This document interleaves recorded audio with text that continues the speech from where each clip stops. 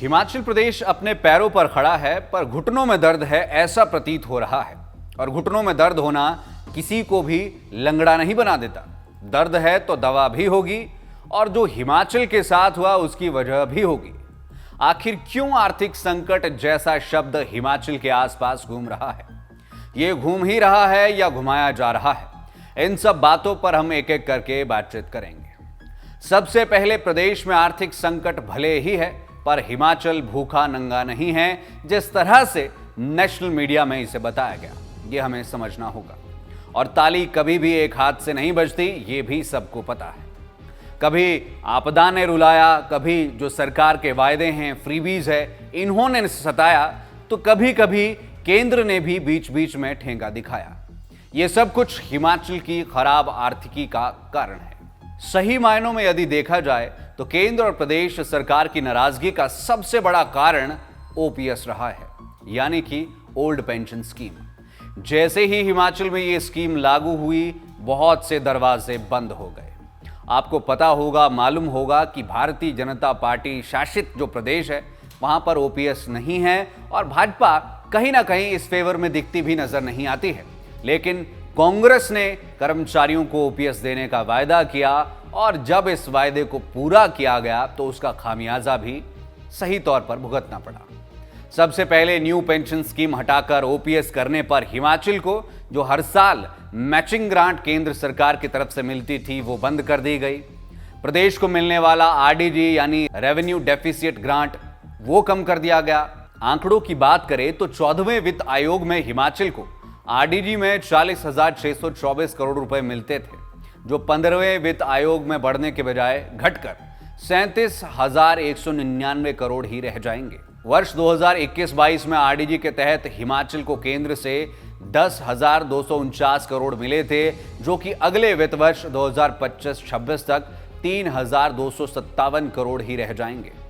राजस्व घाटा अनुदान यानी कि आरडीजी किसी भी प्रदेश को तब दिया जाता है जब किसी राज्य के राजस्व और व्यय में असंतुलन होता है। इस अनुदान की राशि और पात्रता का निर्धारण राज्य के राजस्व और व्यय के आकलन के आधार पर किया जाता है, और देश के लगभग सभी प्रदेश, सभी स्टेट्स आरडीजी को लेते हैं या आरडीजी दी जाती है।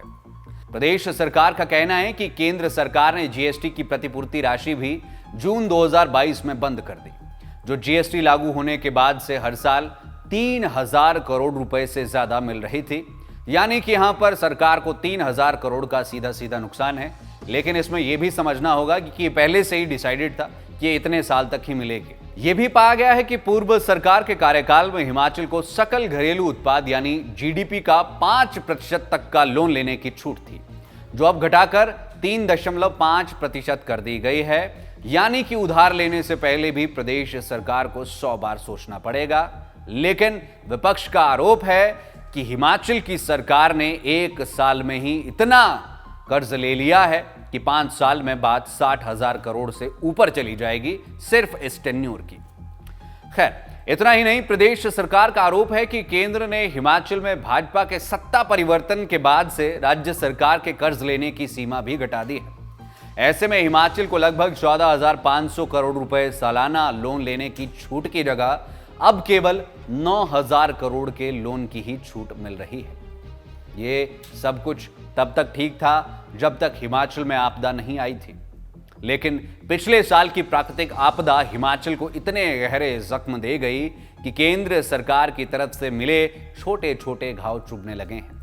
प्रदेश सरकार ने बताया कि आपदा से हिमाचल को करीबन 12,000 करोड़ का नुकसान हुआ, मगर केंद्र की तरफ से महज 1,800 और 2,000 करोड़ के आसपास की मदद मिली है।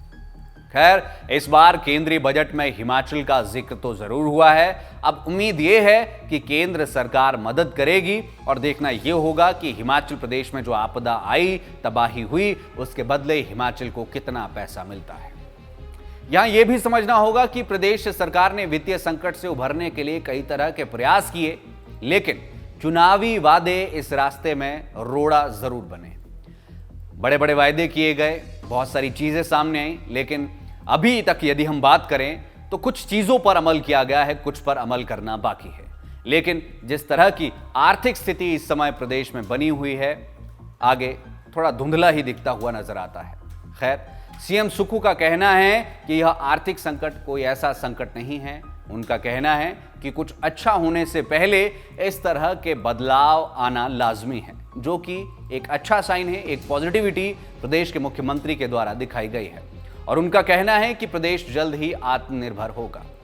इतना ही नहीं, सरकार ने यह भी फैसला ले लिया है कि हिमाचल के सरकारी कर्मचारियों को 5 तारीख को सैलरी और 10 तारीख को जो पेंशनधारी है उनको पेंशन मिलेगी। इसमें सीएम सुक्खू ने तर्क दिया है कि अनावश्यक ब्याज से बचने के चलते यह निर्णय लिया गया है। इससे 36 करोड़ की बचत होगी। इस तरह के बहुत सारे कदम सरकार द्वारा उठाए गए हैं, मगर ये वाला लेटेस्ट है जो हम आपके साथ साझा कर रहे हैं। ऐसा नहीं है कि हिमाचल प्रदेश सरकार आर्थिक संकट से उभरने के लिए प्रयास नहीं कर रही है। बहुत से प्रयत्न किए जा रहे हैं, बहुत से कड़े फैसले भी लिए जा रहे हैं। अब देखना यह होगा कि क्या आने वाले समय में हिमाचल प्रदेश आत्मनिर्भर हो पाता है या फिर नहीं। केंद्र की तरफ से हिमाचल प्रदेश जो मदद एक्सपेक्ट कर रहा है वो मिल पाती है या फिर नहीं।